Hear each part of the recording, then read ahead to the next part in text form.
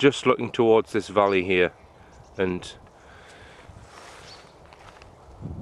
hopefully we're going to get to speak to the witness. We're just walking along a little bit further from where we were earlier to get a closer view of where this UFO was sighted.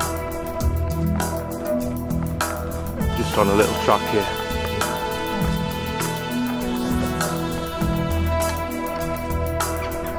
Right, I'm with Roger here, who's the chap who sighted the UFO a few weeks ago. Can you remember when it was, Roger? It was about, it must have been 3 weeks ago actually. Okay. It was on a Saturday night. Right. And I was up the end of the 5 acres there. And this bright light come through the valley. And headed across. I thought it was a plane coming.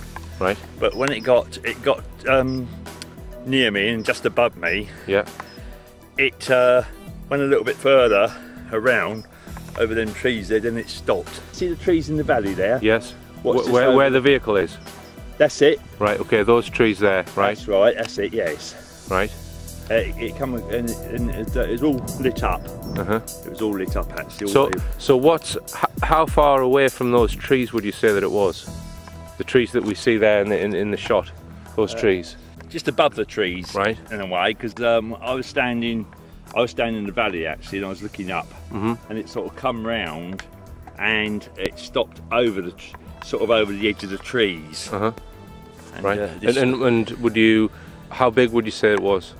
It's quite a big ship. It is sort of round, but it was quite large. Right. But bigger than a car, smaller than a car? Yeah, no, bigger than a car. Right. Bigger than a truck, sort of. Yeah, about the size of a truck, I should imagine. Right. Okay. I'll just pan back over. And could you make out any surface detail on it at all? I could see these lights up underneath of it. There was lights up underneath of it, and a very bright light, very bright light at the front. And because it sort of went over top of me in a way. Right. Went over top of me, you know. Right. And did it make any noise at all? Not at all, no. All you had was sort of like a whistle noise, right? Sort of a wind noise. That's all you had. Right. And when you left sight of it, where was it? Which way did it head? It didn't move. It stayed above the trees. I was out in that field for quite a time, watching it, and it just stood there above the trees, like hovering, but it did not move. I didn't see it go, because I left that part and come back down again. Right. And how long did you sight it for? Must have been at least 20 minutes. Right. 20, yeah, exactly 20 minutes. Right. Imagine 20 minutes. Did anyone else see it? I don't know if the campus see it. The campus were up there. Right. I just imagine they did see it. But, okay. I don't know what group it was now. All right. And what time of night was this? This was at it was 9:30. It was. PM. Yeah. Okay. Yeah, it was. All right, and Roger. And it stayed there actually. Well, I was there, I don't know, 10 to 10 still, and it was still standing there then. It didn't go at all. So it was sitting stationary in mid-air for most of the time? Yes, it was.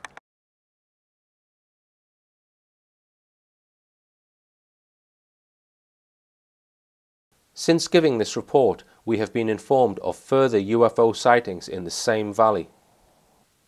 Phil Hoyle, who has researched many cases of mutilated sheep in Wales exhibiting similar injuries to this horse, has filmed footage of UFOs in areas of high mutilation activity. This footage was filmed in Radnor Forest in early 2010 in an area where several mutilated sheep were discovered. That's unbelievable brightness. Oh, and that looks like, oh gosh. Oh, that's like a reflection of something. It's like it's emitting spheres. And, oh, massive beams from the top of it. Massive beams. This is really weird. It's like there's things coming out of it. What the devil is it?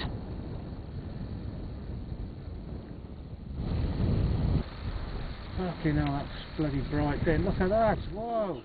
Goodness me. Oh, there's beams firing all over the place. Look at this. But at times these beams, these lights are separating off, in my opinion. Two there now.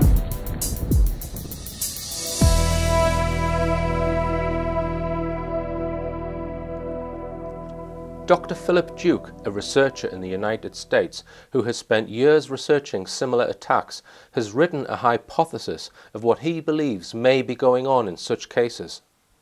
He believes that these animals are being used to incubate certain antibodies which the perpetrators have a future use for.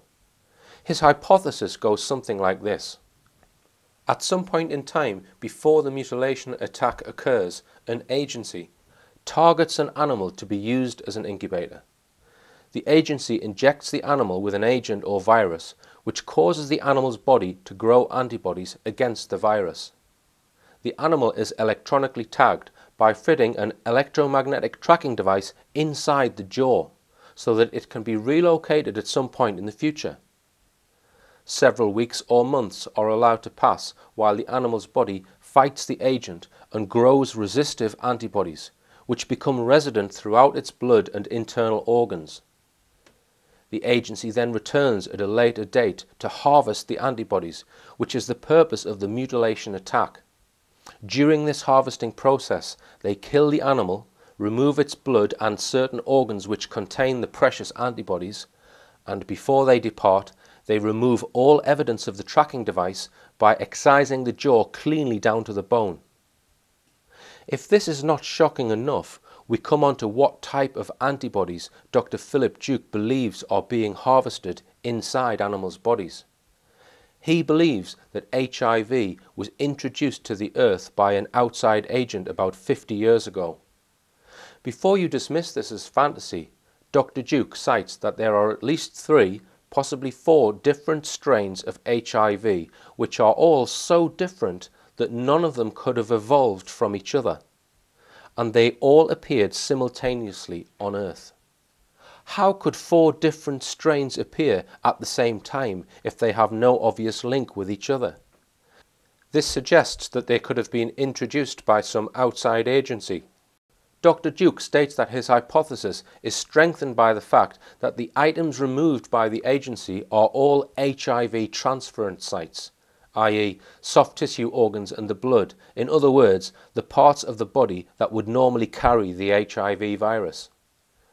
David Caton and the Animal Pathology Field Unit are open-minded about all theories on the causes of these bizarre attacks, and believe that testing needs to be done to either confirm or rule out such theories. David's just going to perform an HIV test here on the animal. I'll just zoom out so we can get the horse's head in there. What he's done is he's taken some blood into this small pipette and he's going to put it on the tray, 1 drop. The next part is for him to add 2 to 3 drops of this dilutant. 2, 3. And then within 10 minutes the result will appear on the tray. That's as far as I can go. A chap called Dr. Philip Duke in the United States who's absolutely convinced that, at least in some mutilation cases, the purpose is to grow HIV antibodies. So, as I say, that one on the left there, that will be negative, and 2 lines for positive. I must point out that Dr. Duke is considering it's more likely to be a bovine animal, like obviously a cow, so we're not sure whether this will be applicable to horses, but we're doing the test just to see anyway. Well, we've got the 1 line coming up there, David, can you see it? As you can see, it's definitely a negative test. And this animal, this blood's been exposed for 24 hours, so it may, I don't know how long the HIV can last outside the body. That might be relevant, but certainly it's a negative test, so we've done, at least we've done one of the tests that we came here to do. It is my personal view that although this test was negative, Dr. Duke's theory could be along the right lines. That something is being grown inside the animal or something is being sampled by the agency responsible for the attacks. In the United States, researcher Chuck Zukowski, who has investigated several cases of cattle mutilation, has tested the animal's jaw strip with a tri-field meter and found residual electromagnetic field in the animal's jaw, suggesting that an electromagnetic device, perhaps a tracking device, had been placed inside the jaw and removed when the jaw flesh had been stripped away. Although it was now approximately 36 hours after the attack, I tested the horse to see if I could pick up any electromagnetic effects in the jaw. Everyone's mobile phone off. Right, so I've got the EMF meter on radio microwave setting. I'm just gonna put it near the animal's jaw.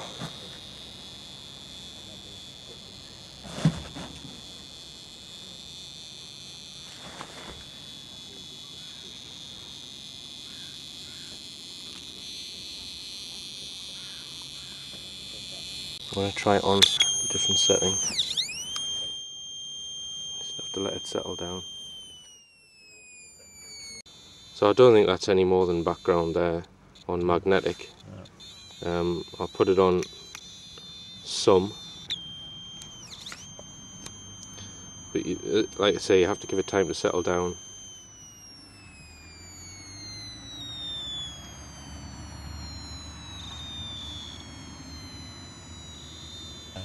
That's some, it's electric and magnetic field together, and then there's you can put it on radio waves, which is generally has to be man-made radio wave signal would cause it to. Yeah. I don't think there's anything. No. Yeah, I've got a smog meter. That's the.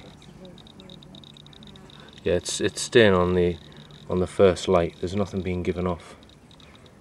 EM, this device is picking up at least anyway. This detects a range of frequencies, this electromagnetic smog meter. But I can't see anything there. I don't think there's anything being picked up on there either. No. Yeah, there's nothing in there. Hello. Hello. Nice code.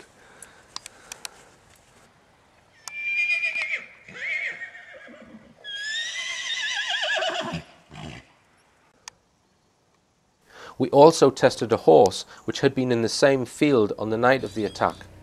Perhaps other animals have been fitted with similar devices. Overall, the testing was inconclusive. We've had a very successful trip. We've took some very interesting video footage, and hopefully there's a post-mortem going to be carried out, and we may well get visibility of that report.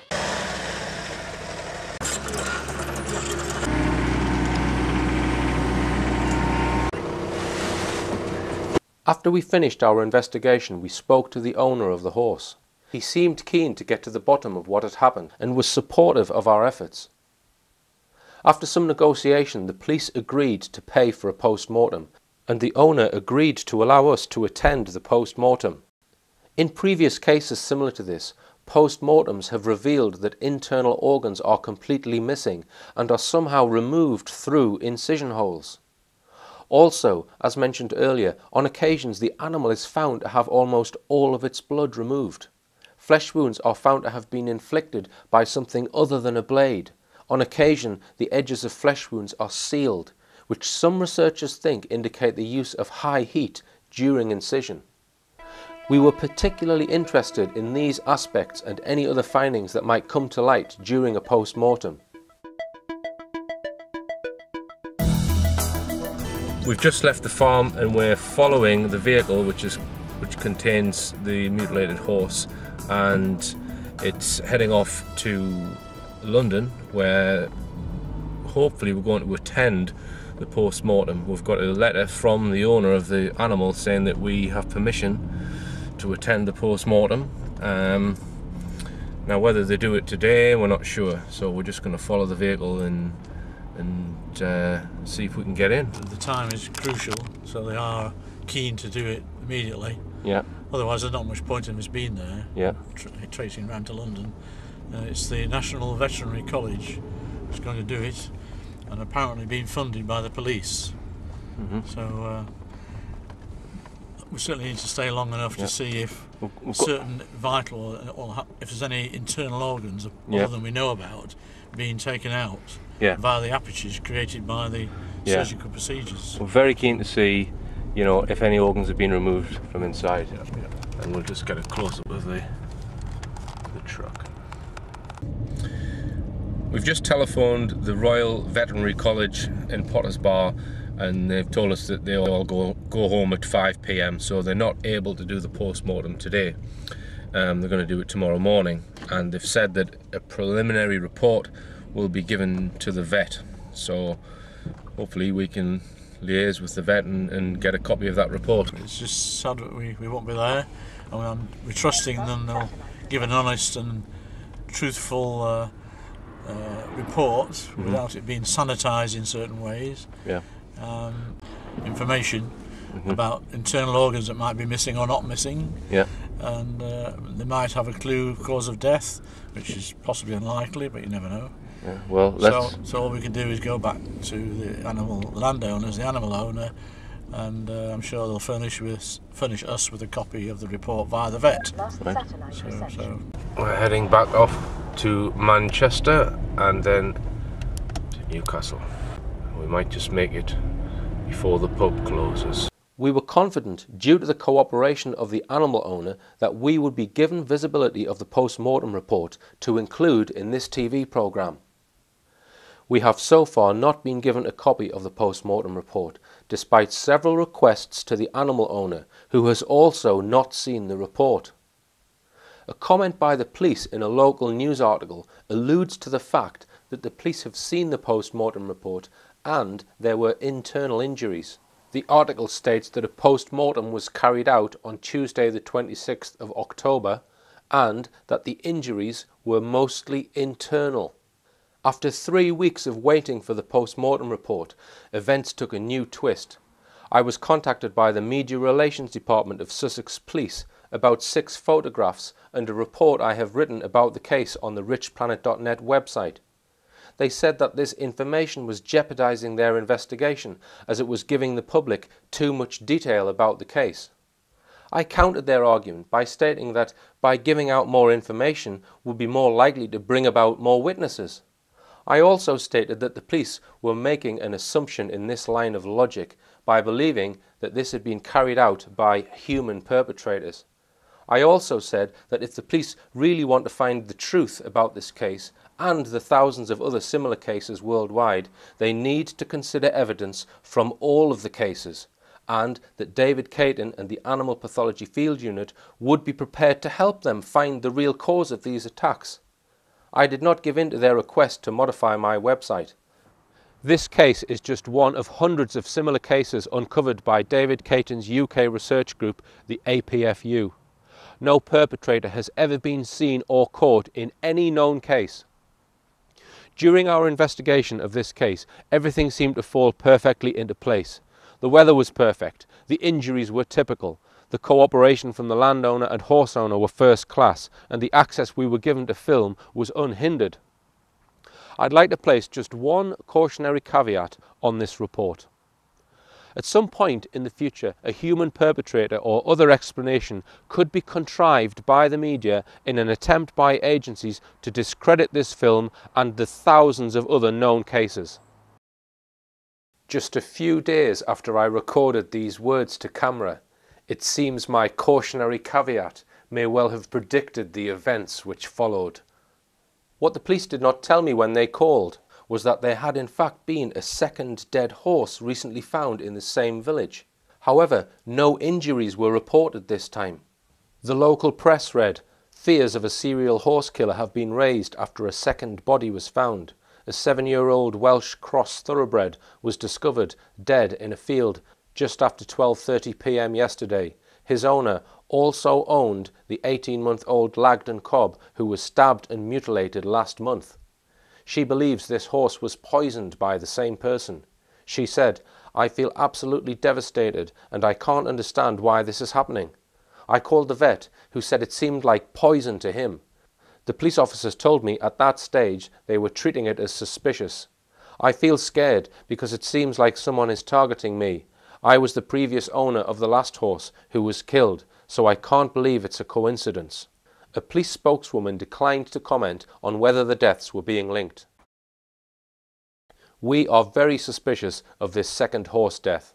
To successfully kill a fully grown horse using poison is far from straightforward. The first obstacle is to obtain the correct